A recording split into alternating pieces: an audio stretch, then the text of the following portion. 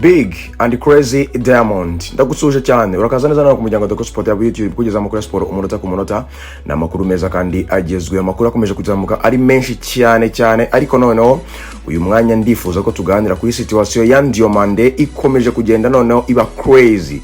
Real Madrid yaje yaraka ibi bintu byigaraguyemo ukabitindamo ntubisoze twagiye tubibona kenshi cyane kuri Morgan Rogers n'abandi bagiye batandukanye hari ikipe zikahita gukosora. Real Madrid mbisubiremo Real Madrid iri crazy kuri Ian Diamond kugeza kuri zino sa ngiye kubwira ukuntu situation kugeza akakanya noneho ihagaze cyane kubera ko biragaragara ko uko biri bugende kose Ian Diamond ashobora ku rugero rwa 85% kujoininga Real Madrid hijack igakorwa cyangwa se gapapu ikozwe umuryango w'ikipe ya Paris Saint-Germain kuva mu kwezi kwa gatandatu imumaranye mu biganza byayo itamusinyisha ariko baravuganye. Bimeze gute rero? Ndagusaba gukora subscribe nukunda ibyo dukora, ndagusaba gusharinga, ku likinga igitekerezo cyawe muri comment section kugira ngo tujye dukomeza tubane cyangwa se utubwire icyo twahinduramo.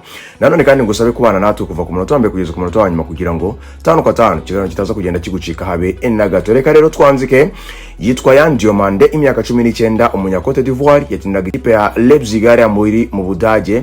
Uyu mukinnyi ikipe ya Paris Saint-Germain imumaranye igiye mu biganza byayo kuko yari yayihisemo yahiretse ko ashaka no kuyijoininga.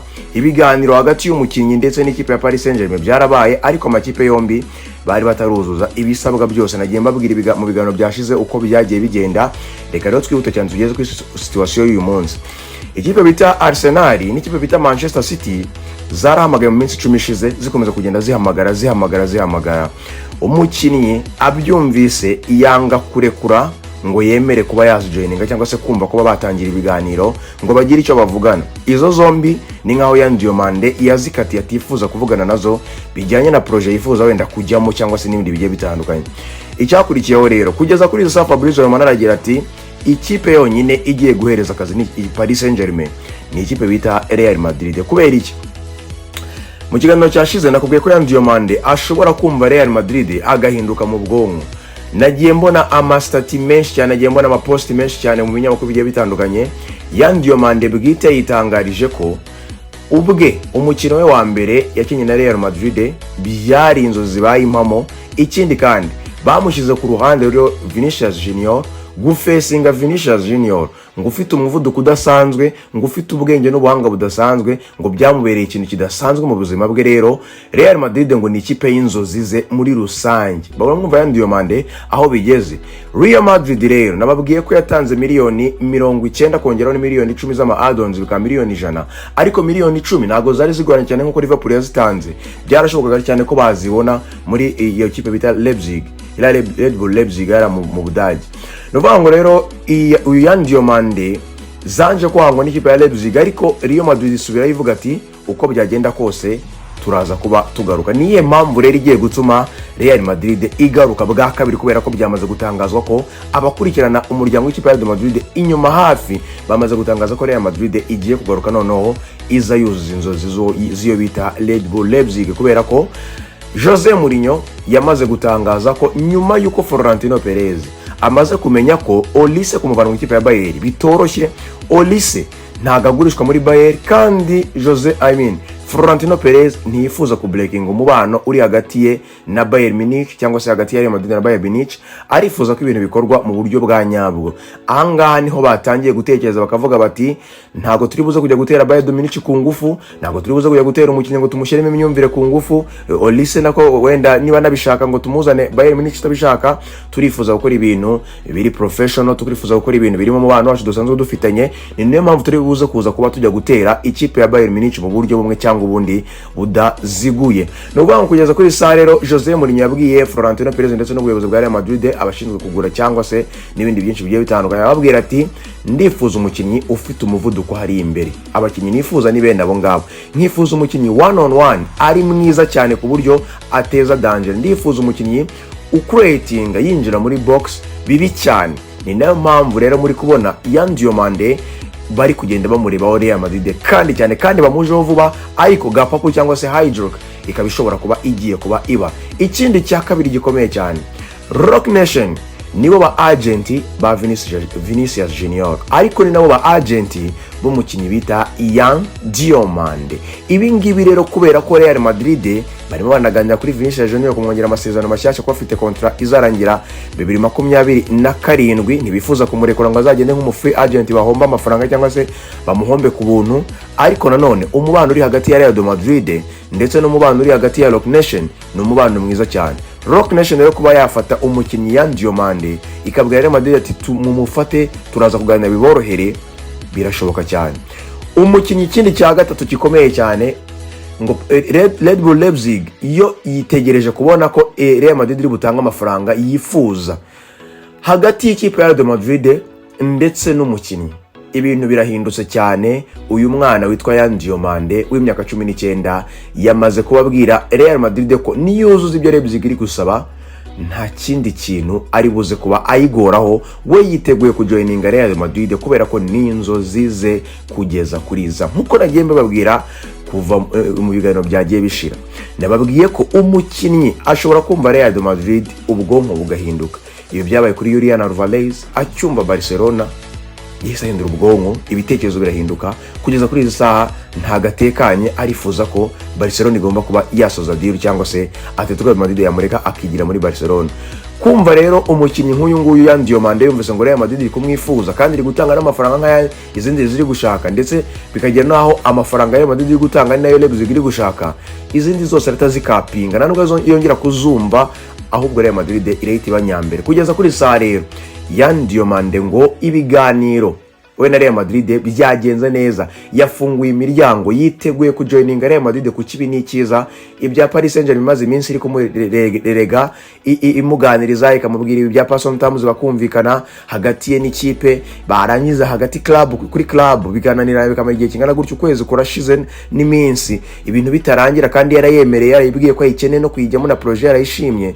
Ahangaha rero Real Madrid ukunije yatanze miliyoni 100, Leipzig irazanga 90 na miliyoni 10 z'ama add-ons, ariko ama add-ons yoroheje cyane kuba bayageraho, Leipzig irazanga. Ikintu gikurikiraho rero Real Madrid ngo vuba iri gutegura gutanga ubusabe bwa kabiri kandi bukomeye cyane buri buze kujya guhura n'ubwo Leipzig isaba. Bashobora gutanga miliyoni 110 n'icumi z'ama add-ons, bika miliyoni 120 bihura n'ibyo Leipzig yasabye. Bashobora gutanga miliyoni 120 nk'uko Leipzig yazisabye.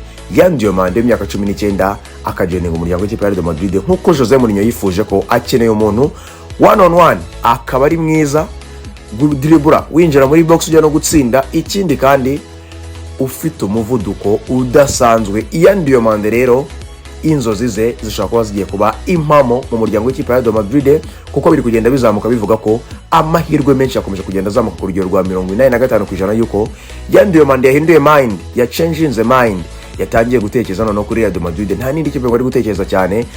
Rero natangiye mabwira ngo ikipe imwe iri buze kugora ikipe ya Paris Saint-Germain kuri iyi deal ya Yan Diomande ni ikipe bita Real Madrid, kubera ko umukinnyi yatangiye kugaragaza ko ibimenyetso bye ashaka kujoininga Real Madrid kurusha andi makipe yose. Paris Saint-Germain rero ishobora kuba igiye kubura uyu mukinnyi witwa Yan Diomande bijyanye nuko yakomeje gutindana iyi deal mu biganza byayo, yiyemeye cyane. Bashobora kwikubita hijack cyangwa bakayikubita agapapo nk'uko Arsenal kuri Morgan Rogers byagenze yahereye mu kwezi kwa mbere. Chelsea kaza mu minsi itarenze 3 cyangwa 4 amasaha 20 gusa yari irangije deal kubera ko yagiye yishyura. So Real Madrid nayo iri kugenda yishyura, ntabwo iri kugenda ivuga ibintu byinshi. Kandi ikindi gikurikiraho nababwiye ko aba agent ba Vinicius Junior Rock Nation ari nabo ba agent umukinnyi bita Yan Diomande. Ibintu ushaka kuza kugenda bizamuka bigakomera cyane. Kuri Rodri Cascante rero mu muryango w'ikipe ya Real Madrid nuko igisigaye Rodri Cascante ari gupushinga ashaka kujya muri Real Madrid. Bijya kontra muri Manchester City byo byabaye bijya no ku ruhande. No kuvuga ngo hategereje kumenya amafaranga Manchester City iri buce Real Madrid kugira ngo Rodri Cascante ayivemo ajye muri Real Madrid ahindure. Icya kabiri gikomeye cyane ni Florentino Perez, nubwo hari amakuru avuga ko yamaze gukonverwa n'igikombe cy'isi Rodri Cascante yagize, akaba yaramaze guhindura mind, akaba yumva ko noneho kumusinyisha nta kibazo yafungura imiryango. Ariko nanone Real Madrid abashinzwe kugura abakinnyi muri Real Madrid bari kuganira na Manchester City kuri Rodri Cascante cyangwa bakanaganira n'aba agent ba Rodri Cascante. Ariko igikomeye cyane gufungura imiryango kwa Florentino Perez biri buze kuba bituma iyi deal ita izamuka cyane, kuko Rodri Cascante we ntago ari buze kuba ikibazo kuri iyi deal ya nyine ku ruhande rwe, ntago ari buze kuba ikibazo kuri iyi deal kujya muri Real Madrid. Nuko kugeza kuri saha hategerezwe kumenya ese Florentino Perez ari bufungura imiryango ryari kugira ngo Rodri Cascante asinyishwe mu muryango w'ikipe ya Real Madrid. Cya kabiri hategerezwe kumenya na amafaranga ngaye Manchester City shaka muri Rodri Cascante kugira ngo ajoining ikipe ya Real Madrid. Nuko ngo hano natangiye kugendamo na bamenye makuru bigiye bitandukanye, miliyoni 60 ngo nizo ikipe ya Manchester City iteguye kurekuraho Rodri Cascante. Aya mafaranga nubwo ari menshi ariko Real Madrid yakemera kuba yayatanga kubera ko iya mediane ikeneye nimero 6 usohora umupira nta gitutu, ikindi kandi uzana uburyo bw'imikinire guturuka inyuma muri Real Madrid, ukuraho igitutu kiba gitangwa na adversaire kuri Real Madrid kuri Jose Mourinho nkuko bigaragara muri uriya mupira w'amaguru ya Madrid gukina muri iyi minsi. Niyo mpamvu rero Rodri Cascante bishoboka cyane yuko ashobora kuba nawe yajoining umuryango w'ikipe ya Real Madrid, biza kuhita bisohora umediateur umwe ndetse cyangwa n'abakinnyi bamwe na bamwe mu muryango w'ikipe ya Real Madrid. No gutegereza tukareba ese Rodri Cascante ari bujoining Real Madrid, ese Diomande biraza kurangira Paris Saint-Germain kubiswe icy'umutwe bayikubisa hijack yigire muri Real Madrid ko umwana avuga ati Real Madrid ni inzozi zanjye. Ndagushimiye cyane rero, reka ngushimire ariko nsoza nanakubwira ko Maxence Lacroix ibizami by'ubuzima byagenze neza, undi mukinnyi Xabi Alonso aramwinjije, Crystal Palace ndetse na Chelsea dokima zose bazihererekanyije. Ubu ngubu Lacroix Maxence yamaze kuba ajoining ikipe ya Chelsea, aho agiye kuba agaragazwa nk'umukinnyi mushyashya w'ikipe ya Chelsea muri uyu munsi. Ndagushimiye cyane, ndagusaba gukora subscribe, ndagusaba gukora share, ndagusaba gufungura notification yawe kugira ngo ibiganiro bijye bikugeraho uhita ubibona. Ikindi ndagusaba ko watanga igitekerezo cyawe cy'ikibona twakongeramo ndetse n'icyo wumvise kuri iyi ngingo. Icyo nagusaba rero nuko wakwibuka kuri Nidako umuhondo mwigi merekere muri bombe Diama. Mama Beauty Football is always my life, Nidako na Rogo. Imana ikomeze kubana nawe, ibiganiro byose byose nakagaruka. Ciao ciao, bye bye, hasta la vista.